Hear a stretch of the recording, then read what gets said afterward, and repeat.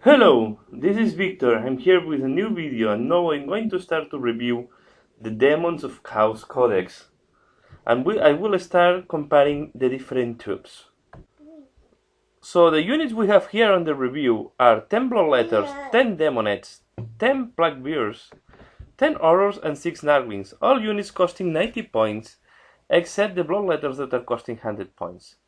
Here, for the purpose of this study, I don't add any addition to these units, so these are the basic units without any champion, without any equipment, and I will treat them as isolated. So we have to take into account that most of the units can have some synergies from other units, but the purpose of this video is just to compare them as isolated units. As usual, I will check them face by face, checking where each unit is the strongest and what is the weakest unit in each type in each phase of the game. And I will start with deployment plus movement that will give the mobility of the units. As all the units have the same special do, Deep Strike, so there are not a lot of differences, but we can say that the fastest one are the Demonettes, thanks that they have fleet, and they also add 3 inches when they run. And the slowest are the Plaguebeards and the Narglings because of the Nargle rule, where they are slow and purposeful, so they cannot run, and so making them the slowest one. So if we look for a mobility point of view, we will say the Demonettes are the best and the Nargle units are the worst. If we look at the shooting, the only unit that have some shooting capacity thanks to flickering fire are the Horrors. All the other units have not any type of shooting power. So we'll say the only unit that have some shooting power and you can use them as a shooting unit are the Horrors, and you have to use in the psychic powers using the flickering fire. So there are no shooting power in any of them, and only the Horrors can have some strength when some shooting power at the psychic phase using the flickering fire. If we look at resilience and capacity to absorb shooting and damage, we'll say that Plaguebeards are the best. They have the highest toughness. All the demons have the same save, 5+ invulnerable save, but the advantage of Nurgle demons is that they have rolled special rule, so they will add +2 to the cover save. So if they are undercover, they are by far the best unit resisting opponent fire. Then we have the Narglings that are also quite resilient, but they have less toughness and they are very weak against weapons of power 6 or higher because they will cause instant death to them if they fail the save. On the other side, Narglings are small enough to hide behind or to be out of line of sight. Also, Horrors, we have to take into account that they will repeat all the ones when they throw to save, making them better than the Bloodletters and the Demonettes. And we will say that Bloodletters and Demonettes are the worst in resisting opponent fire. They only have the 5+ invulnerable save, but the toughness 3s are not making them very resistant. So, summarizing, Plaguebeards are the best resisting opponent fire.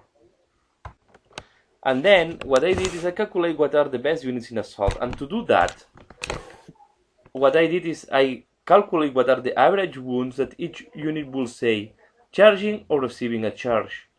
And then I calculate what are the wounds that they will receive in return. And I consider that the best units are the ones that have the best difference in favor, or the ones that lose by less.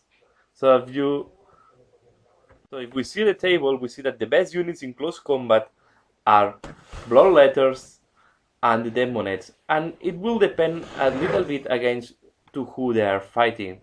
If they fight Marines, for example, Bloodletters are better because they have the AP3 armor. If we consider they fight Terminator, Demonettes are better against the Terminators because the rending special rule and because the AP3 weapon of the Bloodletters are not making any difference. But as a principle, Demonettes are better against infantry with low armor save, and Bloodletters are better against heavy infantry, or infantry that have higher value of toughness. We also have to take into account that Narglings are better than Horrors. in close combat. Of course, the worst unit in close combat are the horrors.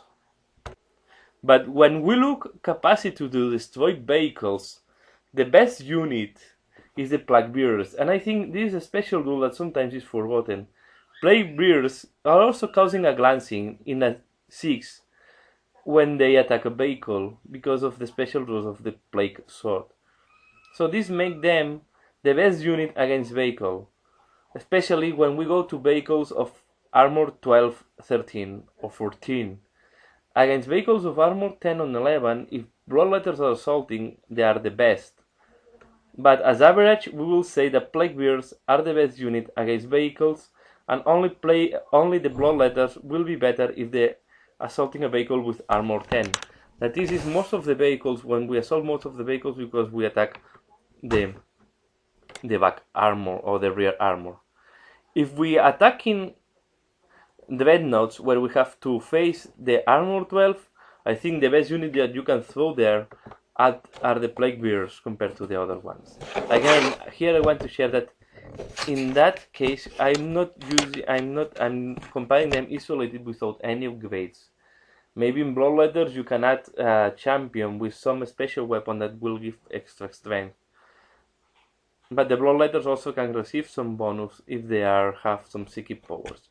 So, as isolated, plague bearers are against vehicles.